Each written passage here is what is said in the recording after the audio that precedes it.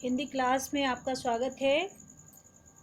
आपका संस्कृत खंड का सुभाषितानी चल रहा है, जिसके 4 श्लोक हम आपको करा चुके हैं। आज हम 5वां आपको बताएंगे, ध्यान से समझेंगे। अकृत्वा पर संतापम गत्वा खल मंदिरम अनुल्लंघ्य सताम मार्गम यत् स्वल्पमपि तद बहु।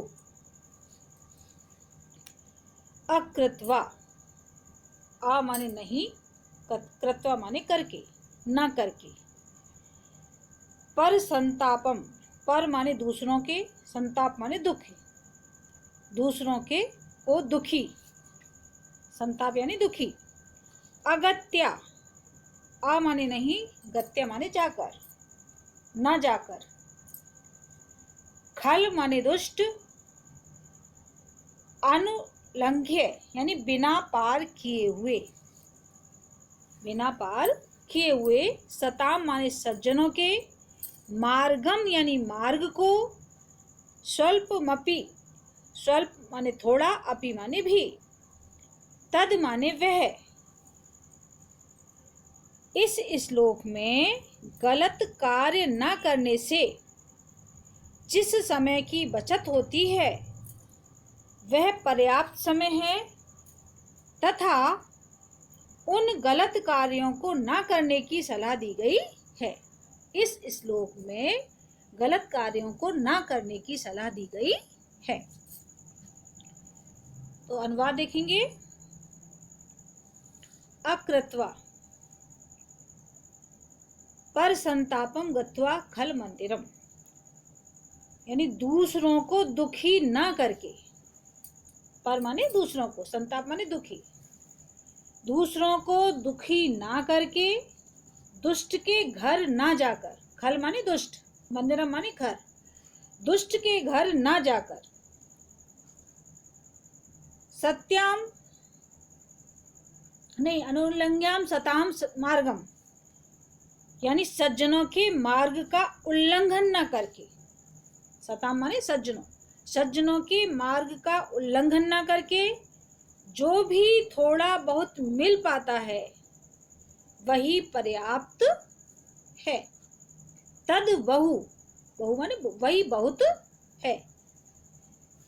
दूसरों को दुखी न करके, दुष्ट के घर ना जाकर, सज्जनों के मार्ग का उल्लंघन न करके जो भी थोड़ा बहुत मिल पाता है वही पर्याप्त है, वही बहुत है।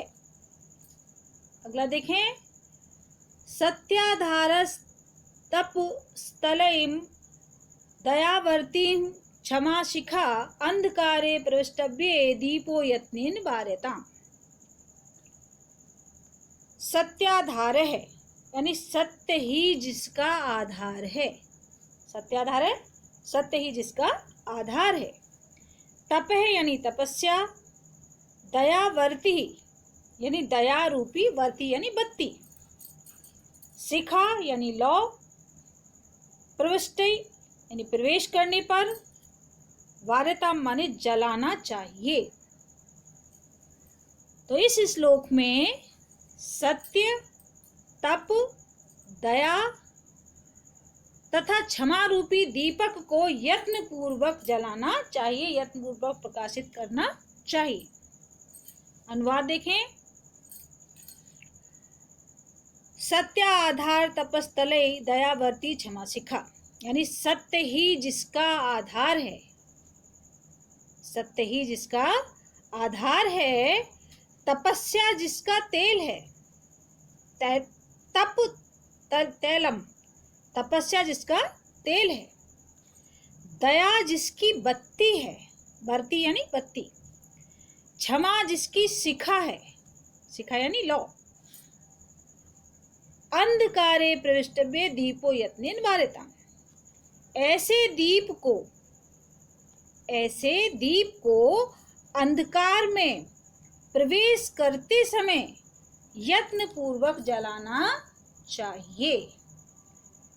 सत्य ही जिसका आधार है, तपस्या जिसका तेल है, दया जिसकी बत्ती है, क्षमा जिसकी लौ है, ऐसे दीपक को अंधकार में प्रवेश करते समय यत्न पूर्वक जलाना चाहिए।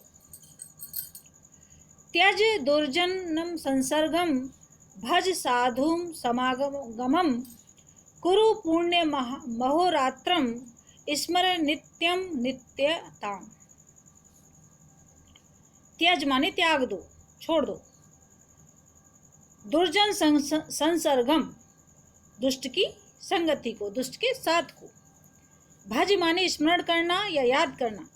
समागमम माने साथ। कुरु माने करो। पुण्यम माने पुण्य। अहोरात्र यानी दिन और रात। अहोरात्र यानी दिन और रात। स्मरण यानी स्मरण करो। नित्यम माने रोज। अनित्यम ताम माने ईश्वर को। अनित्यताम माने ईश्वर को। तो इस श्लोक में गलत रास्तों को छोड़कर सही मार्ग अपनाने के लिए ईश्वर का स्मरण किया जा रहा है।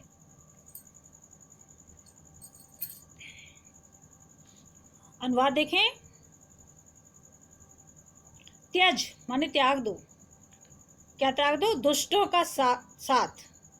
दुष्टों का साथ त्याग कर साधु समागम यानी सज्जनों का साथ या मेल मिलाप करो।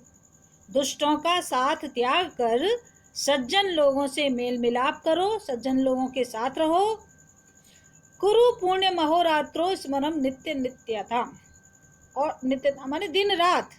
दिन रात पुण्य कर्म करो यानी अच्छे कर्म करो तथा सदैव ईश्वर का स्मरण करो। नित्यता माने ईश्वर, नित्य माने सदैव, हमेशा। स्मरण माने स्मरण करो, सदा ईश्वर का स्मरण करो। दुष्टों का साथ त्याग कर साधु संतों से मेल मिलाप रखो। दिन रात पुण्य के कर्म करो तथा सदैव ईश्वर का स्मरण करो।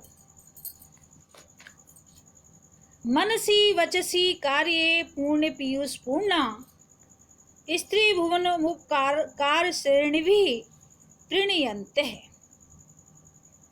काये यानी शरीर में, पुण्य पीयूष पूर्णा, पुण्य रूपी पीयूष माने होता है अमृत। पुण्य रूपी अमृत से भरा हुआ, पूर्ण माने भरा हुआ। प्रीणयन्ते यानी प्रसन्न करते हुए। पर गुण यानी दूसरों के गुणों को। पर माने दूसरों के, गुण माने गुण, दूसरों के गुणों को। परमाणु यानी परमाणु समान। पर्वत कृत्य यानी बढ़ा चढ़ाकर। निज हृदय माने अपने हृदय में। विकसंत यानी खिलते हुए या प्रसन्न होते हुए। कियंत माने कितने।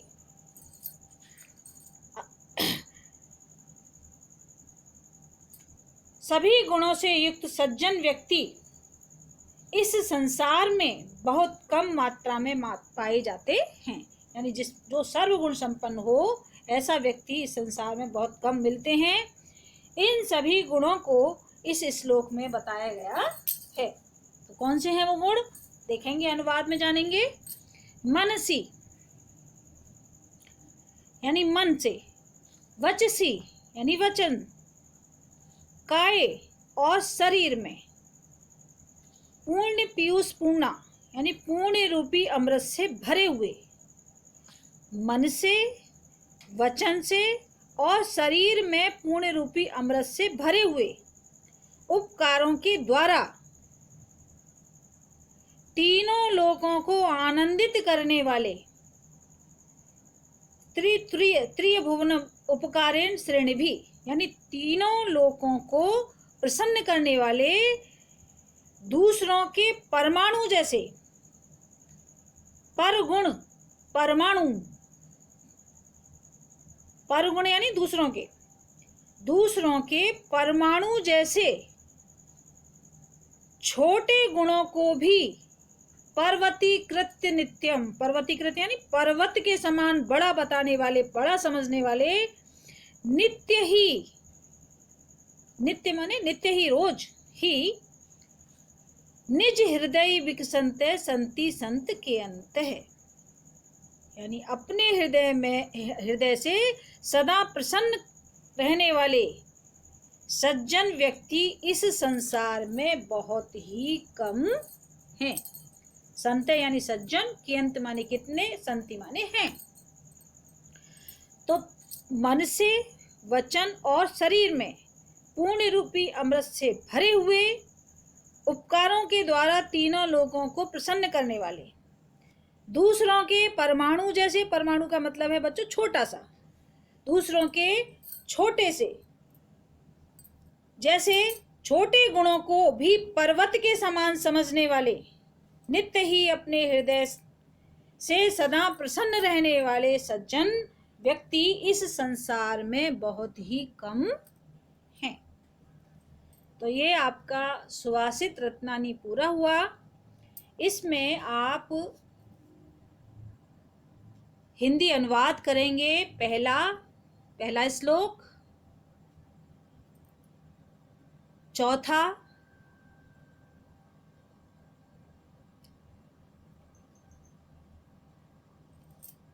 और दूसरा, पहला, दूसरा और चौथा, 3 श्लोक आप अपनी कॉपी में इसका हिंदी अनुवाद करेंगे।